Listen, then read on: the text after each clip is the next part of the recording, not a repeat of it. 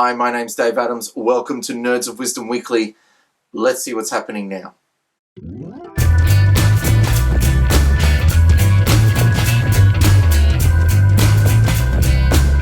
Kicking off the week with some sad news, the beloved Jerry Doyle, known to fans of Babylon 5 everywhere as Michael Garibaldi, passed away in his home at the age of 60. While there's no suspicious circumstances, we're still waiting on a coroner's report to find out the cause of death. Of course, our love and prayers are with his family. On a more positive note, I'm going to be putting a link in the description for this book here, Girls on Games, A Fairer Look at the Industry. I absolutely think we need to support more texts like this. Not only is it a fact that women are as big a part of the gaming community as men, it's also a fact that women have less representation. It's also a fact that we don't have enough intellectual rigor around the topic of games. Ludology is still a developing study and really needs the support of people like this. Not only giving voice to women is a good thing, but it's also great to see academic rigor coming around the community and helping us to think more clearly about what we're doing and how to make it better. This can only be a positive thing for our community, and I hope you consider supporting it. Check it out. Well, it's census time in Australia, and there's been a big push this year for people to mark not religious. The Atheist Society of Australia has gone around trying to convince people that they should mark not religious for a variety of reasons. One thing that they are hitting upon that may be of interest to us is the thousands of people every year that tick the box for Jedi. They don't actually tick a box, they just write Jedi. The problem the Atheist Society has with people writing Jedi as their religion is they believe it makes Australia seem more religious than what it is, and that should influence policy and political decision making.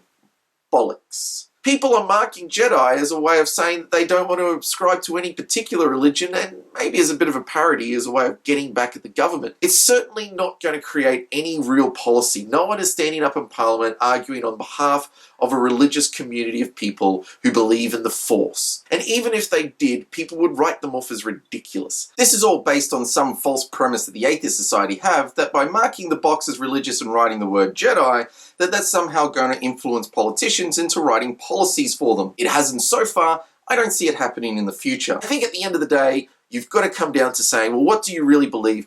If you're going to put Jedi for a laugh, it's not going to be that big a deal. Also this week, a petition was sent around on change.org for the taking down of Rotten Tomatoes. Now, if you don't know what Rotten Tomatoes is, it's an aggregate site where it collates opinions of critics and fans on different movies and puts them into some sort of percentage or number. All of this was triggered by the release of Suicide Squad and the poor reviews that it's receiving. They then cited other DC films and how poorly they'd been rated, including Batman vs Superman. The problem with their argument is that those films all sucked. Perhaps they need to send their petition to the filmmakers of DC Comics asking for better scripts and better plot lines. Of course, Potter fans everywhere jizz their pants over the release of the latest Harry Potter book, not a novel, but actually a copy of the script for the stage play. J.K. Rowling was quoted as saying of Harry, he goes on a very big journey during these two plays, but after this, yeah, I think he's done. Which raises the question as to why. Is she tired of the Harry Potter franchise? Perhaps. I mean, from my standpoint, there's plenty of stories to be explored. Endless universe created in the Harry Potter world which would be worth exploring. I mean, the danger, of course, is that we end up with some sort of Saved by the Bell experience where the same characters get recycled with new faces or even old faces coming back and reprising new roles. It could be a bit messy, I understand. But I think there's a big market there for people who love the universe. I myself would love to see more and new exciting stories, not just about the world of Hogwarts, but about the world of wizardry. I don't know how she feels, of course. If she wants to move on to new and exciting things and that's where she's at, well, who am I to stop her? However, I would love to hear more. Maybe this is a chance for great fan fiction to get in there and have its say. Of course, it wouldn't be a proper week without Poekmon Go getting into the news again, and for many good reasons. It started the week with a good picture of Japanese fireworks and the Pokeballs that they were creating. This was very cool, and I have to say that I was very impressed. We can't have a week where it's only good news about Poekmon Go. We're going to have some craziness as well. This week saw Hope's website, The Metro, post an article that Poekmon Go would now be released in a Harry Potter version. This story was picked up by major news outlets and reported worldwide, creating a great deal of excitement and disbelief and confusion and kind of pointed out the lack of journalistic integrity of some of the reporters on newspapers, or at least their lack of understanding of the culture and identity of different, well, nerd websites. There was also a major update made on the app this week due to people's problems with the number of feet appearing underneath the Pokemon and their actual distance away.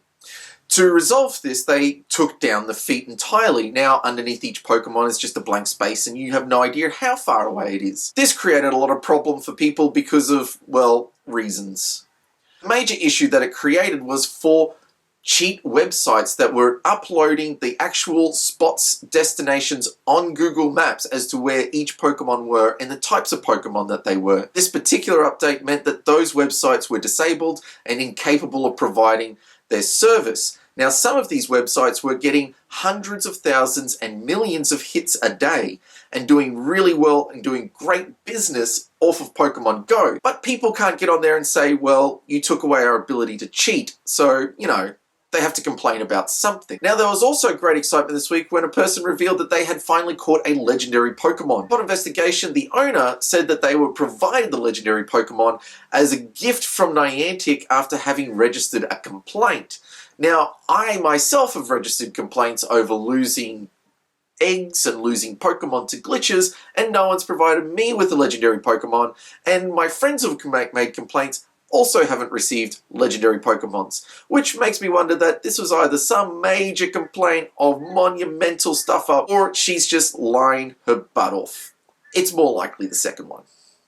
The fact is that many apps have also come out that change the skins of the Pokemon, the editing tools of different websites. No one's actually seen her phone personally. There's too many questions. No, Niantic has not even admitted that they gave anyone a legendary Pokemon.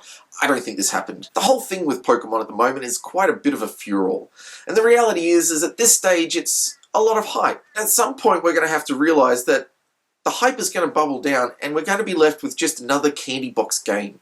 I love Poekmon Go. I take it out. I love clicking the buttons. I love spinning the spinners. I love catching the Pokemon. But if you really need to cheat that badly, if you really need to get that much attention through trying to run off hoaxes or chasing them down, you know what, maybe you're taking the game just a little too seriously.